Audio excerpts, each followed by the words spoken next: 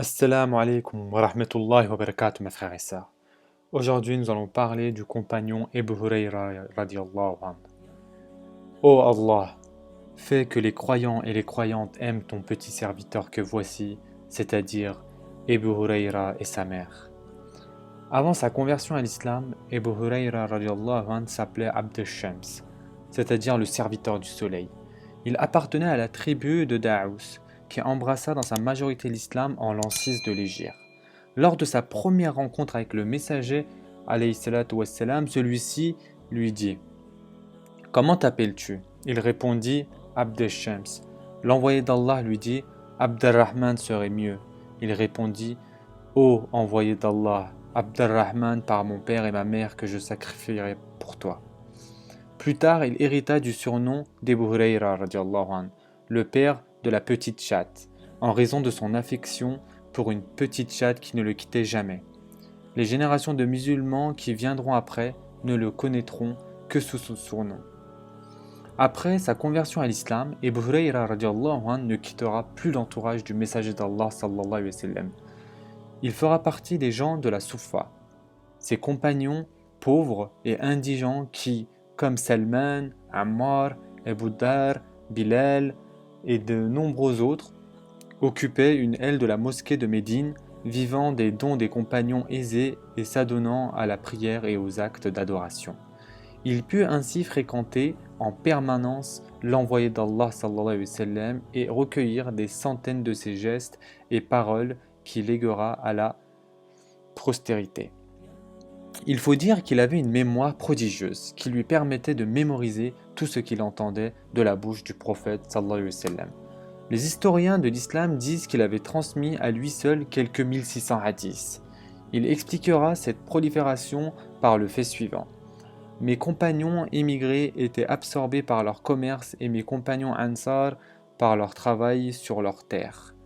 Quant à moi, étant pauvre et sans ressources, je passais le plus clair de mon temps en compagnie du messager d'Allah sallallahu alayhi wa sallam.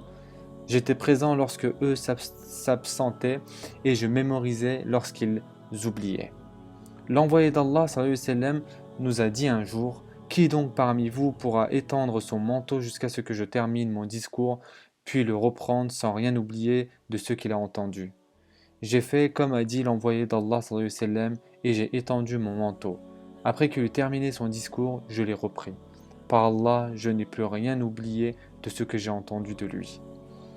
Abu Hurayra radiallahu anhu répondait ainsi à ceux qui lui reprochaient de trop parler du prophète sallallahu alayhi wa sallam et d'abuser dans la transmission de hadiths.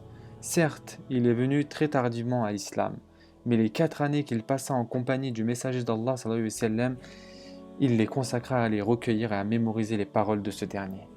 Il voulait rattraper le retard de son islamisation en étudiant, ne faisant que cela, à longueur de journée, aidé en cela par sa mémoire prodigieuse et par sa totale disponibilité. Il y parvint effectivement, puisqu'en si peu de temps, il devint l'un des principaux transmetteurs de hadiths qui font autorité en islam. Le mérite de notre pieux compagnon radiallahu anhu apparaîtra plus tard dans toute sa splendeur lorsqu'il s'agira de répertorier et de codifier les hadiths du prophète sallallahu alayhi wa sallam. C'est à lui en effet que s'adresseront les traditionnistes, les compilateurs de hadiths pour composer leur sahih, ouvrage de hadiths authentiques. C'est ainsi que l'imam al-Shafi'i a dit à son sujet « Abu Hurayra était celui qui a mémorisé le plus de hadiths à son époque ». La conversion d'Abu Hurayra radiallahu anhu à l'islam et sa fréquentation assidue du prophète sallallahu alayhi wa sallam ne lui ont pas fait oublier sa mère qui n'a pas embrassé l'islam. Il l'aimait beaucoup et souhaitait tant qu'elle ne soit pas privée de la lumière de l'islam. Or, elle refusait de se convertir et ne se privait pas de dénigrer le messager d'Allah sallallahu alayhi wa sallam, ce qui chagrinait notre compagnon. Un jour, raconte-t-il, j'allais voir l'envoyé d'Allah en pleurant, je lui dis « Ô messager d'Allah, j'ai demandé à ma mère de se convertir à l'islam, mais elle refuse toujours. En plus aujourd'hui, elle m'a dit du mal de toi. Invoque Allah Azza wa Jal pour que la mère d'Abu Hurayra soit guidée vers l'islam. » L'envoyé d'Allah sallallahu alayhi wa sallam invoqua Allah en ces termes. Ô Allah, guide la mère d'Abu Hurayra. Tout heureux de cette invocation, je courus en informer ma mère. À mon arrivée, je trouvai la porte fermée et j'entendis l'eau qui coulait. En voulant entrer, j'entendis ma mère dire « Reste où tu es, ô Ebu Hurayra !» Quelques instants après, elle sortit, portant son voile et proclamant devant moi « Je témoigne qu'il n'y a d'autre Dieu que je témoigne qu'il n'y a d'autre Dieu que Dieu et que Mohammed est le serviteur et l'envoyé d'Allah. » Je retournai auprès du messager d'Allah sallallahu alayhi wa sallam, pleurant de joie comme je pleurais de tristesse 1 heure auparavant. Je lui dis « Ô messager d'Allah, réjouis-toi car Allah a exaucé ton invocation et a guidé la mère d'Ebu Hurayra vers l'islam. » J'ajoutai à l'adresse de l'envoyé d'Allah « Ô envoyé d'Allah, invoque Allah afin qu'il mette de l'amour pour moi et pour ma mère dans le cœur des croyantes et des croyants. » Le messager d'Allah sallallahu alayhi wa sallam invoqua Allah azza wa jal en ces termes. Ô Allah, fais que les croyants et les croyantes aiment ton petit serviteur que voici et sa mère. Ebu Hurayra radiallahu anh aimait de toute son âme le prophète sallallahu alayhi wa sallam. Il ne pouvait le quitter d'une semelle tant la passion étreignait son âme. Il disait à son sujet « Jamais je n'ai vu d'homme aussi beau et aussi radieux que le messager d'Allah. On dirait que le soleil se reflétait sur son visage. » Il avait l'habitude de dire « Loué soit Allah qui a guidé Ebu Hurayra vers l'islam. Loué soit Allah qui a fait apprendre à Ebu Hurayra le Saint-Coran. Loué soit Allah qui m'a gratifié de la compagnie de Mohammed. » Son amour du prophète sallallahu alayhi wa sallam l'avait amené à partager sa vie de privation et de renoncement. C'est ainsi, nous dit-il, qu'à force d'être tenaillé par la faim, il serrait une pierre sur son ventre. Il a avoué aussi qu'il lui arrivait de se tenir sur le chemin qu'empruntaient les compagnons anh, et d'interroger celui qui passait sur un verset quelconque du Coran, qu'il connaissait d'ailleurs, pour que celui-ci l'invite chez lui et lui donne à manger. Un jour, dit-il, j'avais tellement faim que je me mis sur la route en attendant que quelqu'un passe. Quelques instants après, Abu Bakr radiallahu anh passa et je l'interrogeai sur un verset dans le livre d'Allah azza wa jal. C'était une astuce de ma part pour qu'il m'invite chez lui, mais il ne comprit pas mes intentions. J'en fis de même avec Omar radiallahu anh, et il n'arriva pas lui aussi à comprendre mes intentions. J'étais là, torturé par la faim, lorsqu'arriva le messager d'Allah sallallahu alayhi wa sallam. En me voyant, il comprit que j'avais faim, et il m'appela alors. « Ô Ebu Hurayra, je suis à toi, ô messager d'Allah. » Je le suivis jusque chez lui. Il y trouva un gobelet de petit lait. Il demanda à son épouse la provenance de ce gobelet. « C'est un tel, lui répondit-elle, qui l'a apporté. » Il se tourna alors vers moi et me dit « Ô Ebu Hurayra, va chez les gens de la Soufa et invite-les. » Je partis à leur recherche en me demandant comment un gobelet pourrait-il suffire aux gens de la Soufa. En vérité, je voulais boire une gorgée de ce petit lait avant d'aller chercher les gens de la Soufa. J'y allai quand même et les invitai. Lorsqu'ils s'installèrent chez le messager d'Allah sallallahu alayhi wa sallam, celui-ci me dit « Prends le gobelet, ô Ebu Hurayra, et donne-leur à boire. » Je pris le gobelet et le donnai à chacun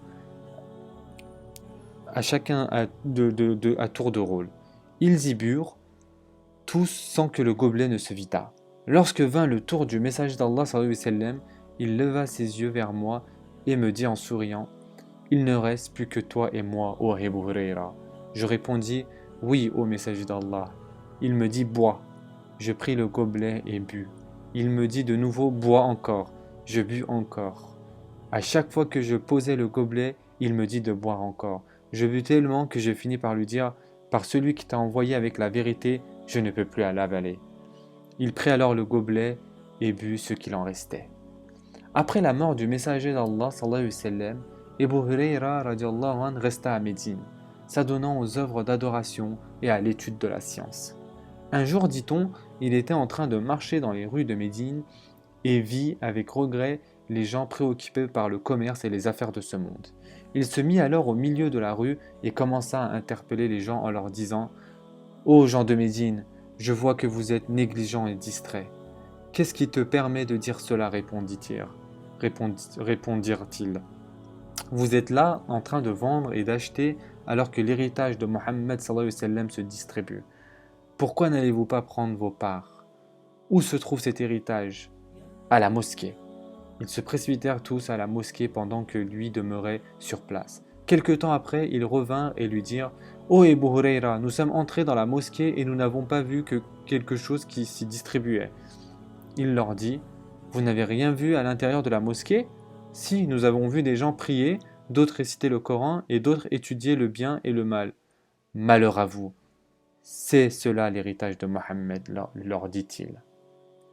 Bien qu'il se soit enrichi à la faveur des conquêtes comme beaucoup d'autres compagnons, il resta toujours modeste et poursuivit sa vie d'ascétisme et de renoncement qu'il connut avec le messager d'Allah sallallahu alayhi wa sallam.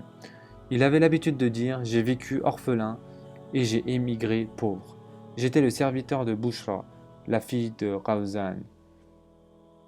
Je servais les gens quand ils campaient et dirigeais leurs chameaux quand ils voyageaient.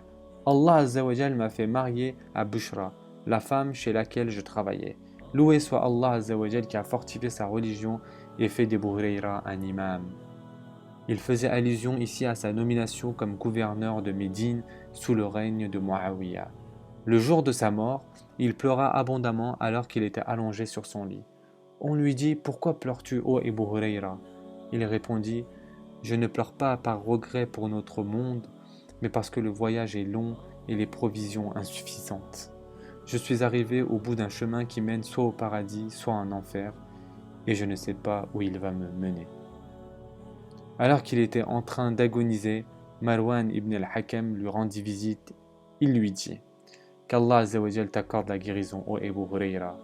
Il répondit dans un dernier râle: Mon Dieu, j'aspire à te rencontrer, aspire aussi à me rencontrer et fais que cette rencontre soit rapide. Avant que Marwan ibn al-Hakam ne le quittât, il rendit l'âme à son Seigneur. Il avait alors 78 ans. Depuis, son corps repose au cimetière d'Al-Baqi. Qu'Allah Azza wa Jal agrée ses œuvres et le gratifie pour sa contribution à la transmission du message. Prenez soin de vous, mes frères et sœurs, et à très prochainement, Inch'Allah.